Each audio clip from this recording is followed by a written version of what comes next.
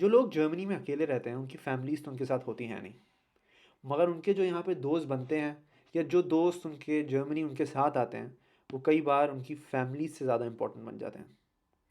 और ऐसे ही एक दोस्त से मिलने में गया लास्ट सैटरडे डिसल्डॉर्फ। डिसल्डॉर्फ जर्मनी के सबसे अहम तरीन शहरों में से एक है और इसकी मल्टीपल वजूहत हैं। सबसे पहले तो ये कि ये जर्मनी का इकोनॉमिक हब कहलाता है, जहाँ दुनिया की बड़ी बड़ी कंपनीज मौजूद हैं और इसी वजह से दुनिया भर से लोग यहाँ काम करने आते हैं। दूसरा, यहाँ की रिच हिस्ट्री, खूबसूरत मॉन्यूमेंट्स और लाजवाब आर्किटेक्ट इस शहर को एक टॉप नॉच टूरिस्ट डेस्टिनेशन बना देता है। मगर डिसल्डॉर्फ के हालात हमेशा से अच्छे नहीं थे।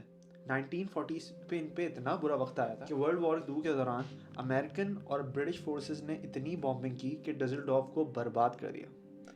और इस बॉम्बिंग का अंदाज़ा आप इससे लगा सकते हैं कि आज भी जब यहाँ पे कहीं कंस्ट्रक्शन हो रही होती है तो कई बार उस वक्त के बॉम्ब्स मिल जाते हैं और फिर उस पूरे एरिया को इवैक्यूएट किया जाता है। वर्ल्ड वॉर 2 के दौरान 9 मिलियन से ज़्यादा जर्मन्स जा भाग हो गए और जर्मनी जंग हारने के बाद 4 हिस्सों में डिवाइड हो गया। आज हम यहाँ डिसल्डॉर्फ में आए हैं वलीद से मिलने के लिए। वलीद एक बहुत हैपनिंग जगह पे रहता है।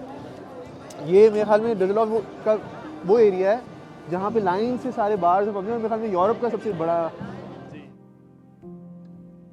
मुल्क टूट गया, जंग हार गए, दुनिया की नज़रों में इज्जत ही नहीं बल्कि सब गवा दिया।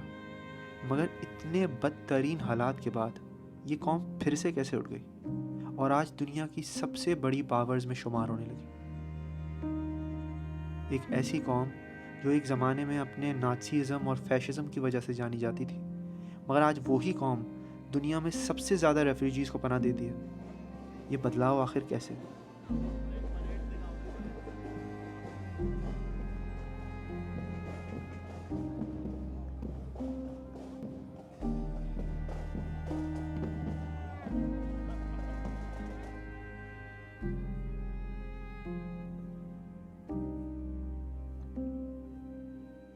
दिमाग में ये सवाल लिए हुए और राइन रिवर की ब्यूटी को एंजॉय करते हुए मैं और मेरा दोस्त चल पड़े राइन टावर की तरफ। राइन टावर जिसकी हाइट अप्रॉक्सीमेटली 800 फीट है, मगर ज़िंदगी में कभी कभी कुछ चीज़ों को समझने के लिए उनको ऊंचाई से देखना बहुत ज़रूरी है।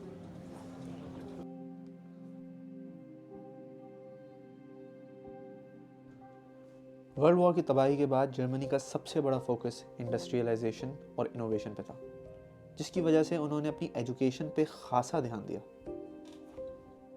जिन कंट्रीज़ के साथ जंग में थे उनसे एक अच्छा रिलेशन बनाया और ट्रेड पे तवज्जो दी। जर्मनी एक ऐसी सोसाइटी बन के सामने आया जिसके दरवाजे हर उस शख्स के लिए खुले थे जो ज़िंदगी में कुछ करना चाहता है।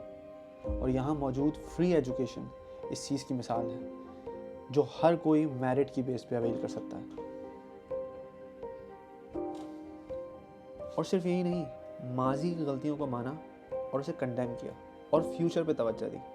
और एज अ रिज़ल्ट जो इकोनॉमी पूरे तरीके से तबाह हो चुकी थी वो सिर्फ 70 ईयर्स में थर्ड लार्जेस्ट इकोनॉमी बन गई with a value of $4.4 trillion. ये हिस्ट्री की सबसे तेज़ होने वाली इकोनॉमिक डेवलपमेंट में से एक है, जिसको विरशाफ्ट्सवुंडर यानी इकोनॉमिक मिरेकल भी कहा जाता है। यूँ तो हम जर्मनी की बहुत सारी चीज़ों से बहुत कुछ सीख सकते हैं, मगर मेरी नज़र में जो सबसे इम्पॉर्टेंट चीज़ है वो है चेंज अपनी सोच में, चेंज अपने वर्क एथिक में, चेंज अपने तौर तरीक़ों में। क्योंकि अगर अपनी तकदीर बदलनी है तो हमें ख़ुद को बदलना पड़ेगा।